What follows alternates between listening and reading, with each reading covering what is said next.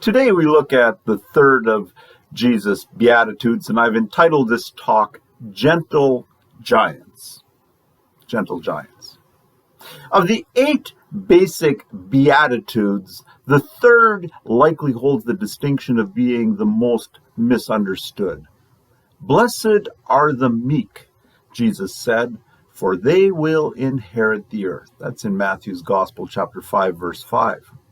Now, the problem isn't with Jesus' statement itself, but with the way the word meek has come to be used. For example, the respected Merriam-Webster dictionary lists the following definitions and examples for the word meek on its website. 1, enduring injury with patience and without resentment, as in a meek child dominated by his brothers. 2, deficient in spirit and courage, as in, I don't care. 3, not violent or strong, as in being moderate. Each of these connotations suggests that being meek is connected to being weak. There is no doubt that these types of examples were far from Jesus' mind when he gave his sermon, because meekness in the Bible is not wimpiness. When we hear meek in the Bible, we should think gentle. The word translated meek in the Beatitudes occurs only 4 times in the New Testament, with 2 of the other 3 instances also being in Matthew's Gospel. In each of those cases, the word is translated gentle rather than meek, and none of the other references have any connection to weakness. If we look at the 2 other occurrences in Matthew's Gospel, we see that they highlight 2 notable features of gentleness. First, gentleness is always associated with strength. Our view of gentleness must be guided by the idea that only the strong are in a position to be gentle.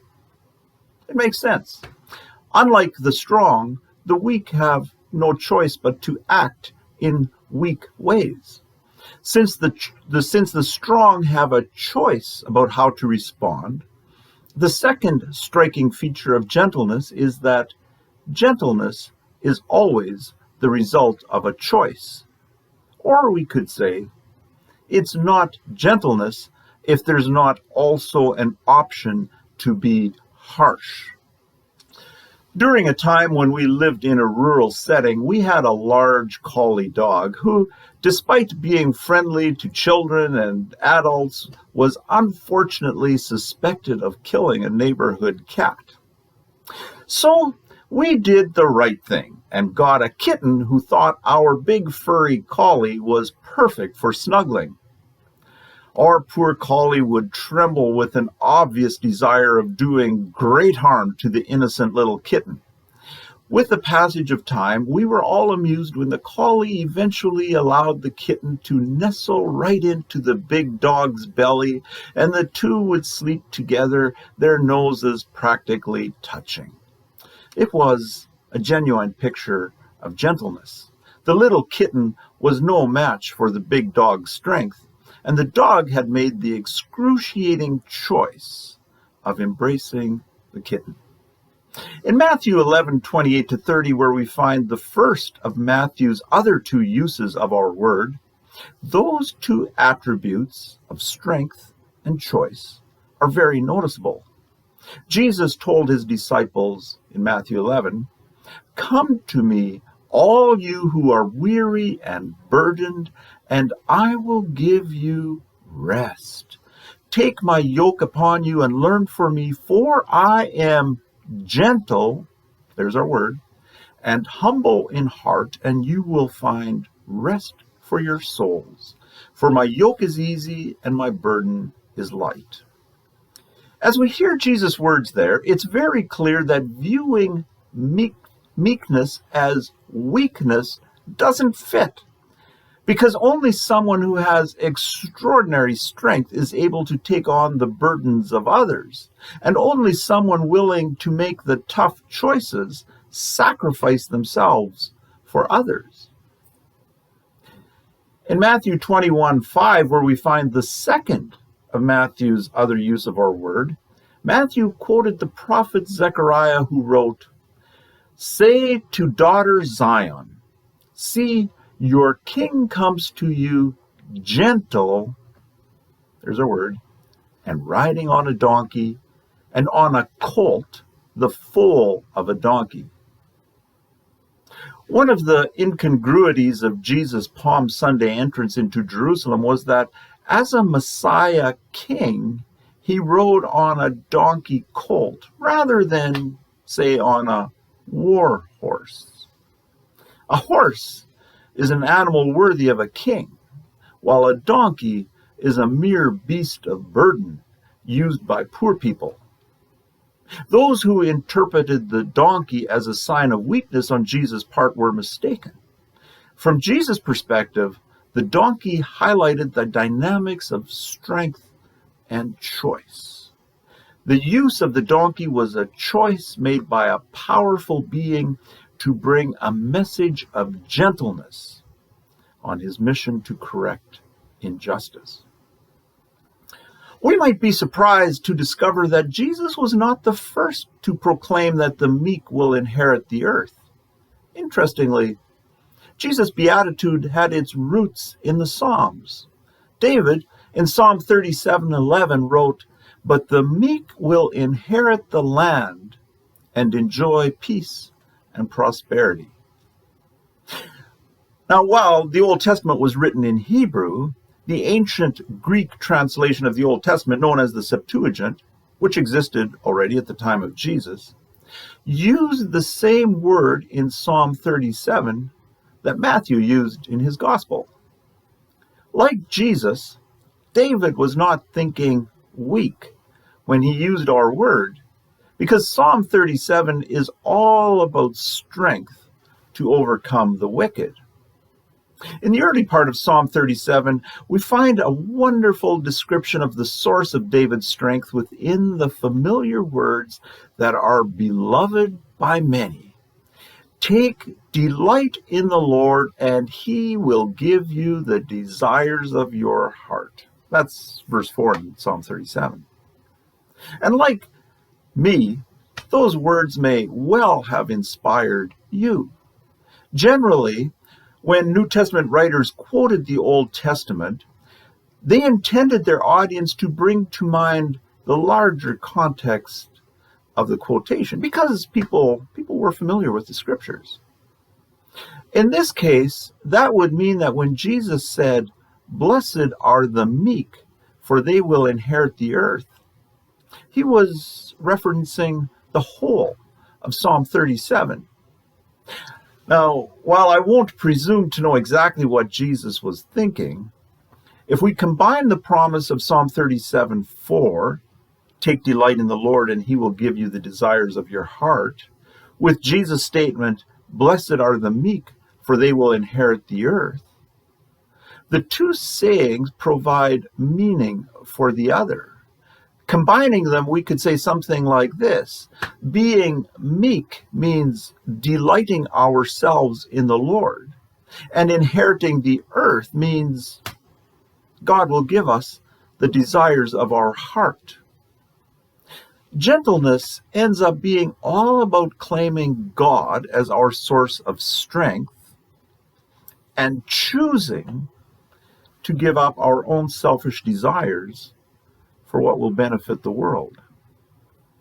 All of this means that in God's, what I'm going to call, counterintuitive kingdom, the genuinely meek are in reality strong. A wonderful aspect of God's kingdom is that nobody has to be weak.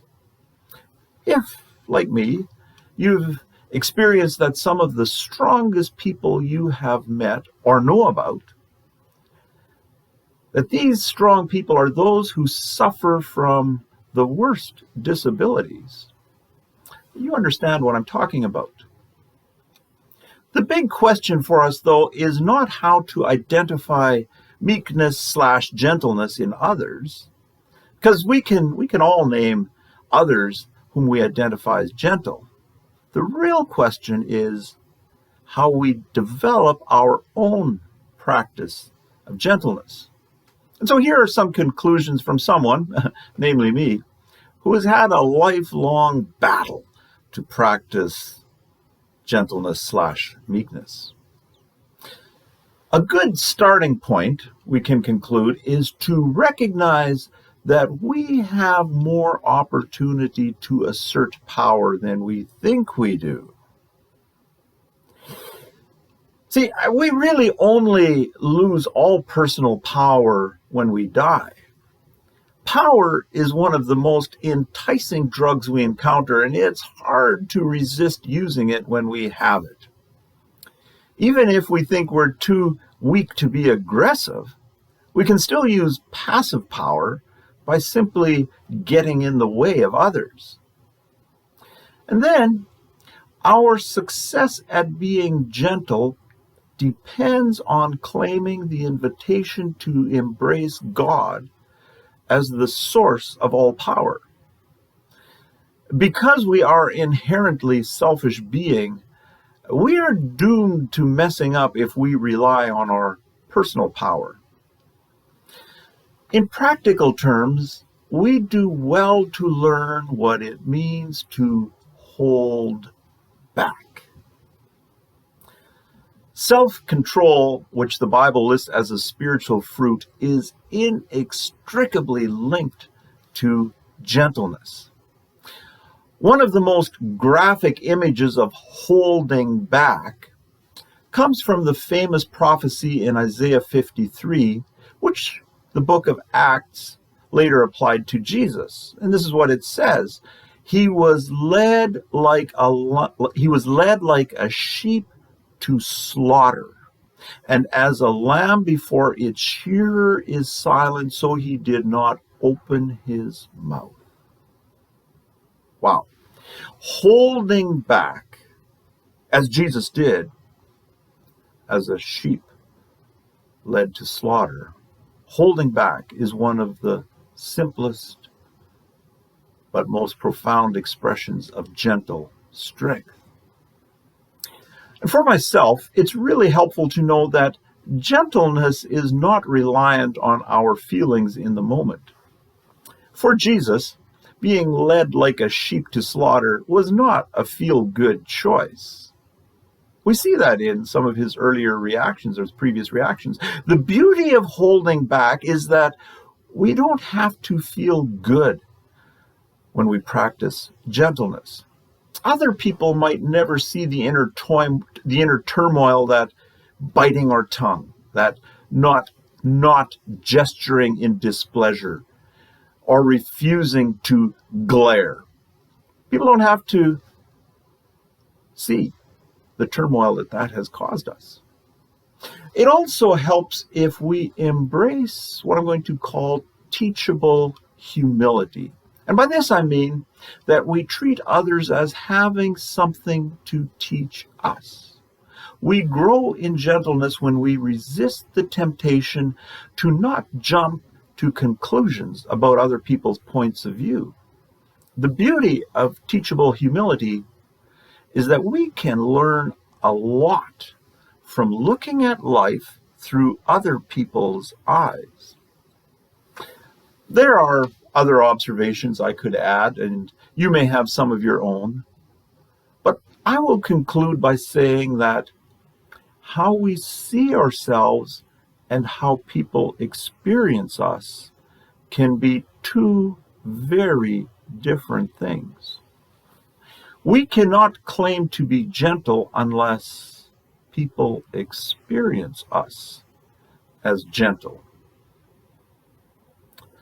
Those who practice gentleness pay close attention to how others experience them and adjust their actions accordingly. Practicing meekness/gentleness will never be easy because it requires holding back and making tough, distasteful choices.